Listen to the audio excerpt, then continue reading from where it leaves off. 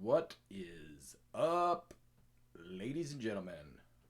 Welcome back to Uncle Rico's Storytime, episode 17. It's the day after 4th of July. That'd be the 5th of July. Hope everybody was safe. I was safe. My dogs made it through alive.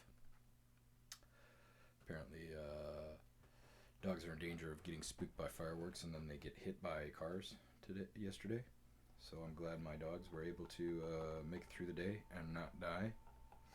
I'm a member of a bunch of area chats on Facebook, and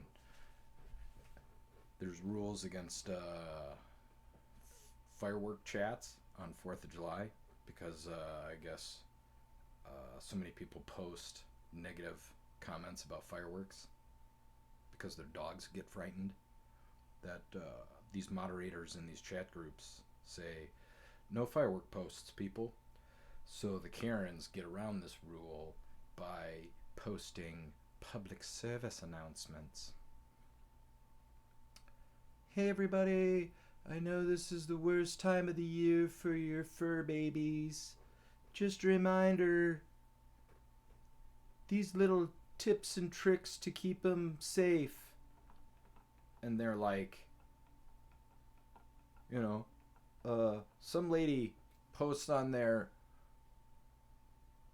oh, I did this last year and it worked really well. And she put masking tape around the collar of the dog and wrote her number on it. She's like, that way if your dog gets spooked and runs away, they can get in contact with you. And then some ladies on there like, oh yeah, the dog ran into traffic and was killed and blah blah blah. And I'm like,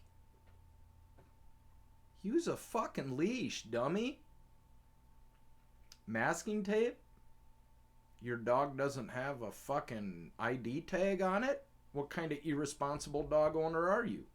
What kind of jagoffs are letting their dogs run around unattended, unleashed, uncollared, untagged, while fireworks are going off? You fuckers should not be allowed to have dogs. I get that they're trying to post their virtue signaling, like, yeah, these fireworks are so horrible. My fur babies get scared. What do they do during thunderstorms, man? What does your dog do when it hears a fucking loud noise outside? It's one day. Put him inside, turn the radio on, shut the fuck up. You got a bitch? It's one day of the year, and then New Year's. So, my dogs made it through 4th of July safely. Were they scared by the fireworks? Yeah, the loud ones. I took them out and had them pee and poop before it got dark. And then I turned the radio on when I was gone. And when I was there, we watched TV cranked up. I don't get it. Yesterday was a bad day. Wasn't the best 4th of July.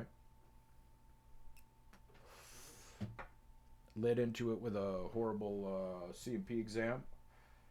That's the VA's way to gauge your disability claims. It's called a C&P exam. And so I show up to the C&P exam yesterday, and the lady's like, all right, has the pain in your right knee gotten better? And I'm like, right knee? What? I originally got discharged from the Navy because of my right knee. I have patellofemoral syndrome. It's a weakening of my muscle, my inside muscle. I wonder if I can show you guys this. I have shorts on today. Yeah, we can show that. And you're not going to be able to tell. So it's a weakening of the interior muscle of my kneecap, and it rubs against my thigh bone, and it causes scar tissue, and it hurts, and it gives out sometimes. And the Navy told me not to. Actually, we don't need to get into this. We'll get into this when I talk back, because because that's what the point of this podcast is going to be, back remedies. If you have back pain, we're going to work on that. But yesterday was a shitty CMP exam. I showed up and she's like, hey, right knee. And I'm like, nope, not at all. It's my back, my neck, my left thigh, my TBI, my depression. And she's like, nope, I just got you down here for your right knee. She's like, first question, has it gotten worse? And I'm like, no. And she goes, what? And I go, it hasn't gotten worse. And she's like, well, that's kind of the point of this exam. Are you sure it hasn't gotten worse? And I'm like, no, it hasn't. I'm like, this is a waste time. I appreciate that, my lawyer is trying to get every, increase I can get, but I'm not going to lie about the pain that I'm going through. I'm in a considerable amount of pain every day, but it's not because of my right knee. It's because I cracked my head and my back is all fucked up. So that wasn't good. Didn't get up to my land. Ended up working early yesterday, even though I had the day off. I worked before golf, and that wasn't smart. Ended up golfing at 11:20. Not smart. I was tired before I even got out there. 105-degree heat. Oh, not a good day yesterday. I did realize that Hispanic music is just polka music. So I've got all sorts of neighbors by me that were playing the Hispanic music. And I was like, Jesus, this is polka music. It's got the accordion, it's got the trumpet in there. Roll out the barrel. What else happened yesterday? I was able to finally activate my Apple account on my non-Apple product. I have Apple Music iTunes, and I've got all my catalog on there and a lot of purchases on there, so I can't switch. But there was a very short 4 or 5 months where I tried to go all Apple products because I had a MacBook and bought an iPhone and hated it instantly, and so I've tried to get off the Apple network and they just won't let me. So now when you try to log into Apple Music on a non-Apple product, they make you verify all this shit, and then once you do verify it, they go, okay, we're gonna hold a independent investigation and we'll get back to you in 2 to 3 weeks. So they finally got back to me and they said, okay, you can use your Apple account on a non-Apple phone, you son of a bitch. And then, it took me 3 minutes to change my payment card on there. I pay a monthly fee on Apple Music. And chugging along, and they were like, oh no, your card's... follow this link. Boom. Fixed. I didn't even have to put in my passcode or anything. Super secure, Apple, you sons of bitches. But their music streaming is so much better than everybody else's. So, I'm back online. The evil empire cannot defeat me. Also, what the fuck happens in your pocket when your cell phone is unlocked now? Like before, you would just booty call somebody, not booty call, you would butt dial somebody or pocket dial somebody. Now, if my phone is unlocked, I take my phone out and I'm like registering for some top secret fucking security clearance. Or I take my phone out and I'm attempting to buy some timeshare in Aruba. What the fuck? I took my phone out the other day and like the font was all enlarged and the colors were all off. I couldn't do any of that shit if I tried.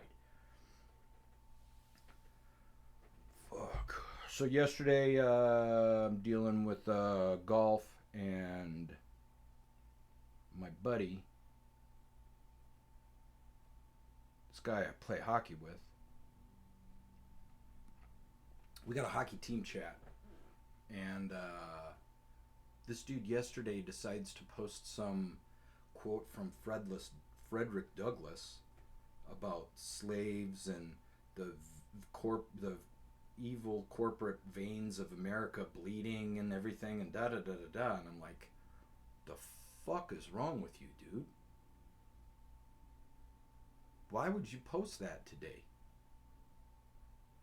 oh, I just think it's important to, remember different people have different perspectives. Shut the fuck up, man.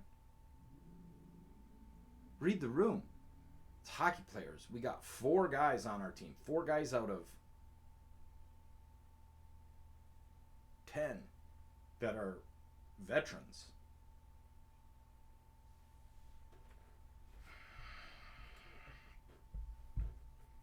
So we got into it, and off the chat, he texts me, are you serious? He says something like, hey, we can get together and, I can, teach you about what I've seen. And I'm like, you shouldn't be teaching anybody. And he's a teacher. So he hits me up on private chat, and he's no, we didn't even get to that point yet. But he's like, just my children, ha ha ha. And I'm like, no, you should. I didn't realize.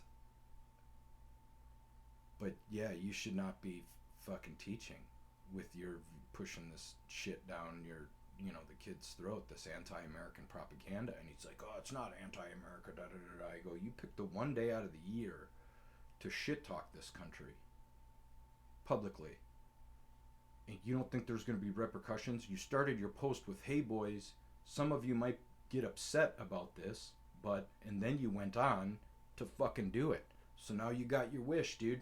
I'm fucking upset about it. This was a dude that I just talked to last night, the night before he got into some trouble partying and stuff with some cops. And I'm like, hey man, I'm one of the only single dudes on the team, and I get into some shit. Or at least I used to. I go, you can call me any fucking time you need help. And he's like, oh, I was 30 minutes away. I don't care, man. It's 3 o'clock in the morning. I get up in an hour. I would have popped up and driven over there and got you. This was a conversation that I just had the night before. So yesterday, that day, I was like, he then texted me. He's like, are you kidding me? You're going to question, me teaching your children, da da da da da da da. And it devolved into, like, fuck off, man. Fuck you. Like, me and you are now changed. Irrevocably changed from now on. This shit doesn't go away. He's like, oh, in a couple of days, 2 or 3 days, you may feel different about me. And I'm like, no. I feel different about you today than I did yesterday. For sure. And that won't change. We're changed from this. Our relationship is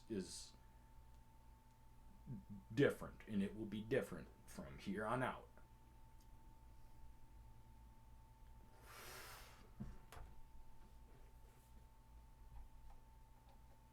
And then he was going to be at this team party that night, so I was like, fuck that. I don't want to go to this team party and get into it again with this guy. So I ended up just staying home all night, which was awesome. I hung out with my dogs. It was a good time. So, all right, back. Let's get into it. Got a fucked up back. Some remedies that might help you. I have a lot of friends that have back issues, and thought it'd be pretty easy to just go, hey man, check out my podcast. I cover my back problems. So I'm hoping this can help someone.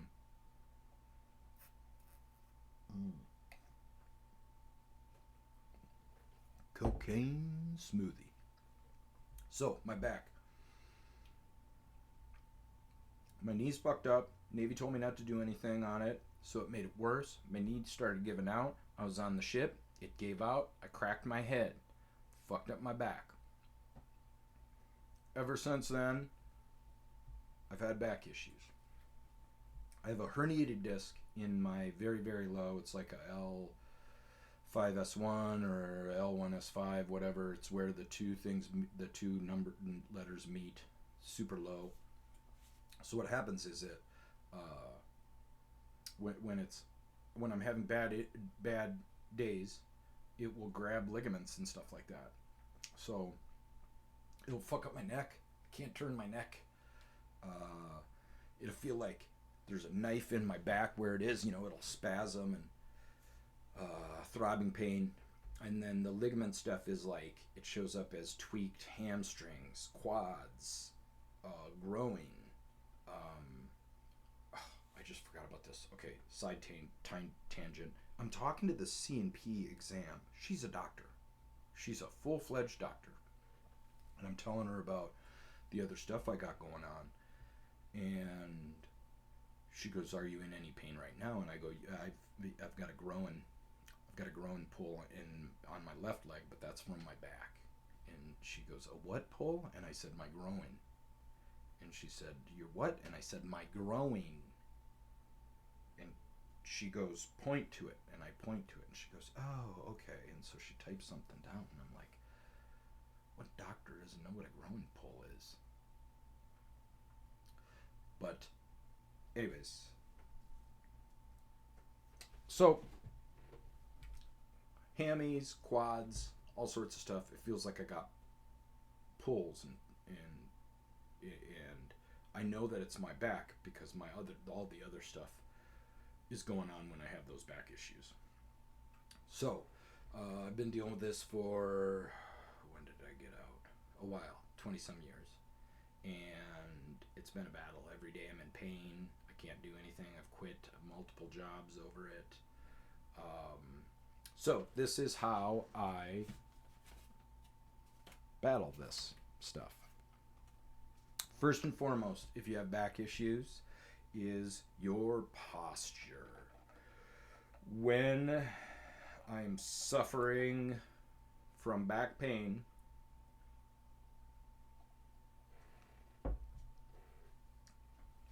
I hunch over. I favor it. Which is not good.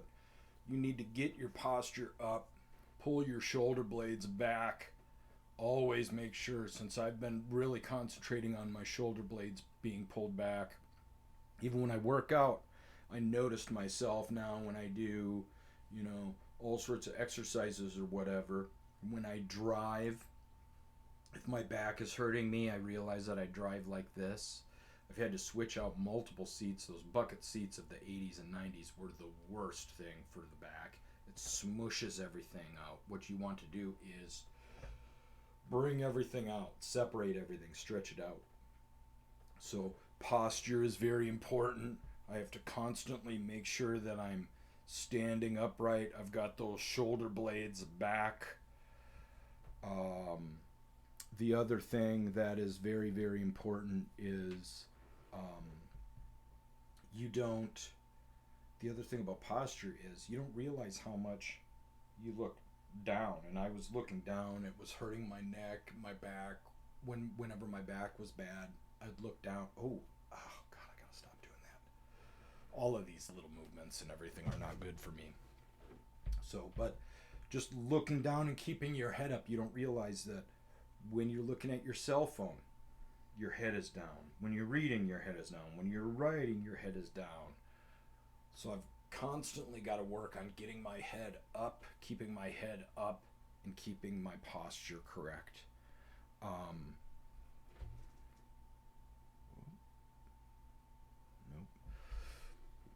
Excuse me. Brushing my teeth, washing my face, it was all looking down, it was all hunching over. So even when I brush my teeth in the morning, I got to make sure that I'm keeping my, my back straight, my shoulder blades pinched, spitting it down, bending down. I got to make sure that it's all legs. There was one day where everything was hurting real bad, and I was at a buddy's party, and I couldn't cut my steak. I had to go put it on a counter. I snuck into the kitchen and put it on the counter and had to cut it like this because I couldn't look down. So posture is very, very big. The other thing when you're in back pain is you don't want to do anything. You lay up, you ice, and doctors even tell you to, stay off your feet, lay down. No, don't do that. Get up, dude. You gotta stay active. Legs feed the wolf. When I take a day or two off of my therapy, my cardio and stuff like that, my stretching, I'm in pain. It acts up. You need to, when you're experiencing back pain, it's because there's a problem in your back. You need to fix that problem. You need to stay active. You need to get up. You need to walk around. The best thing that I did for remedies when I was in really bad back pain was pool work. Get in the water and get your legs going. keep that posture correct, but you got to work out. You got to stay active. You got to keep your legs healthy. That's the only thing that is keeping me from losing my shit, is just staying healthy. I'm really scared about what is going to happen when I'm not able to keep up this active lifestyle that I'm doing. So, um, but pool work is good. Biking is the best.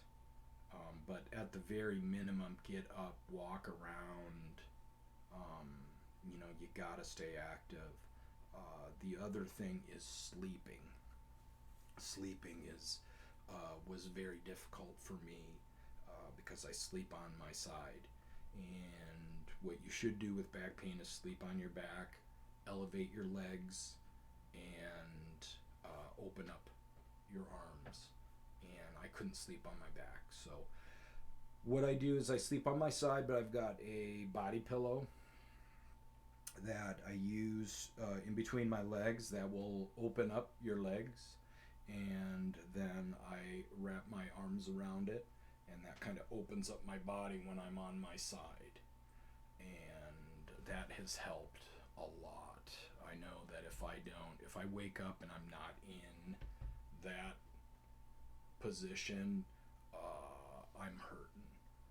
So there's a couple of things to help you out if you are in back pain. When I'm having really bad days, I do a lot of ibuprofen. I get prescribed 800 milligram ibuprofen for my back and everything, and that's really good. It helps with inflammation. You should not take that on an empty stomach because it eats through your stomach lining. One conversation that I had with a doctor was actually pretty cool and eye-opening. We were talking about the long-term effects of my ibuprofen use. Because I'm diligent, I always make sure I take it on a full stomach. I eat something, or I at least have like a half cup of milk when I take it. And he's like, that's good. You don't want that to eat through your stomach lining. And one thing he told me, he was like, are you experienced with, and we started talking about, why it's ibuprofen that messes with the stomach lining and the acid and stuff like that. And he goes, are you experienced in acid? And I go, yeah, I was a pool cleaner and I know battery acid and stuff like that. So he goes, okay, imagine the most corrosive acid in the world, and it's separated, it's inside your body, separated in a little pocket of flesh, meat, and that most corrosive acid in the world is just sitting inside your body, which I thought pretty amazing. Our bodies are amazing things. That's why I'm so against different medications to fucking up your shit. They're complex machines, and we shouldn't be messing with them. So, but I've got the ibuprofen, which is good. It reduces inflammation, which is very nice. I've got a topical ointment, which I put on there. I've got lidocaine patches, which are really good. Muscle relaxers, obviously. Got the old muscle relaxers, which help. So, but treatment-wise, like I said, the pool was awesome. The pool was great work when I was at my lowest point. So if you're struggling with back pain and you can't get over that hump, I was talking to one of my buddies that I lived with in a trailer park.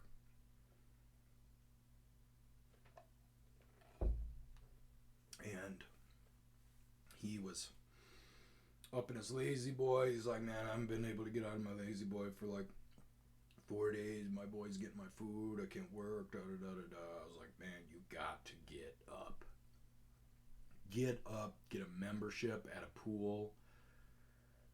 Get in there. Do some laps. You got to get active. Sitting on your ass is just going to make it worse. It's not going to get better that way. Your pain will subside, but the reason for your back issue will not get better.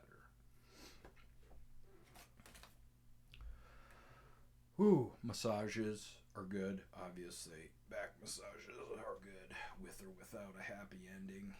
Uh, but yeah, so my story, I was doing really, really good, and about a week ago, tried to push it a little bit.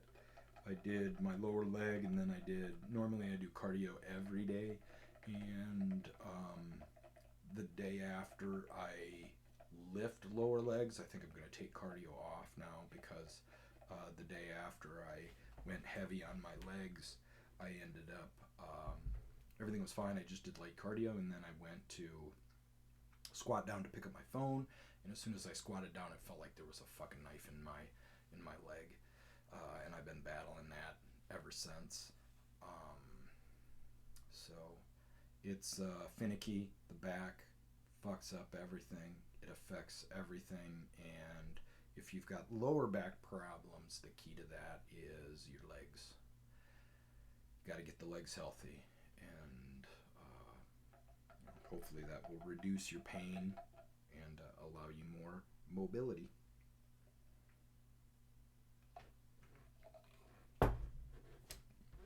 What else we got? Anything? Anything on the back? Did I miss anything? I don't think so. I don't think so. What else do we got going on? Anything?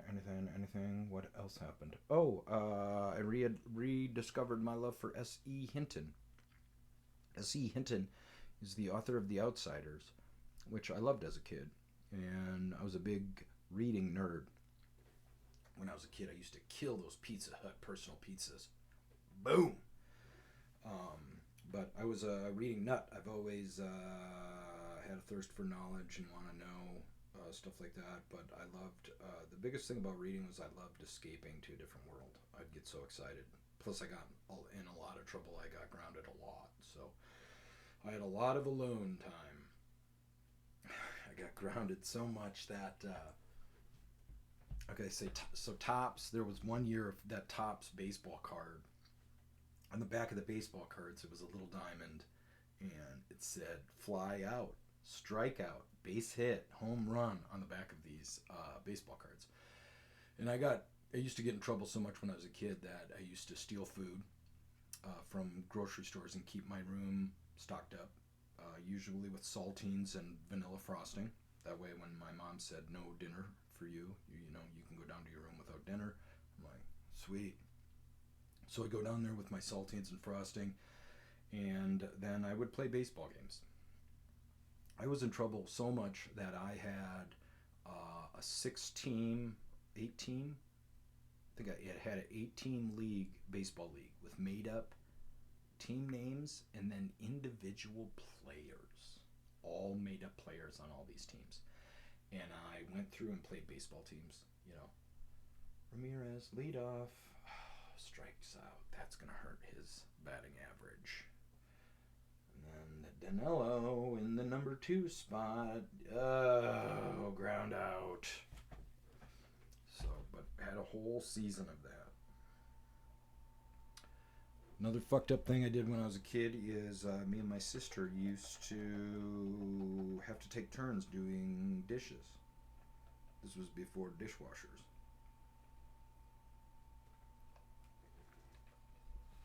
And what I would do is I would bag up the dirty dishes in a paper bag and stash them somewhere when it was my turn, and then I'd take them out the next day at some point, so my sister had to do them. And then one day my dad bought my mom a dishwasher, and I forgot a load of dirty dishes down in my room. So my mom notices a stink from my room. She starts examining, and she finds 2 paper bags full of dirty dishes that have growth and shit all over them because they'd been in there for like months. And I obviously put the nastiest stuff in the paper bags because I don't want to clean it. Yeah, I was a little shit. After I got out of the Navy, I was bartending at a place in my hometown, and one of my dad's buddies came in, and he was drinking at my bar, and I got him drunk, and he starts loosening up his tongue, and he tells me that my dad's friends had a bet when we were a kid about whether or not I would be dead or in jail by the time I was 25. That's what kind of little fucker I was. So, but the Navy pulled my head out of my ass, luckily. So I do own that. But yes, I was a troublesome child. I don't know where I was going with that, or where that came from. But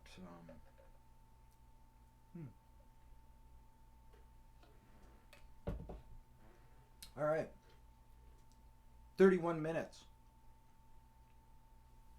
We did another one. Another one bites of dust. Another one bites of dust. Ah, ah. All right. I hope everybody had a safe 4th. If you have back problems, I hope I helped you out a little bit. Oh.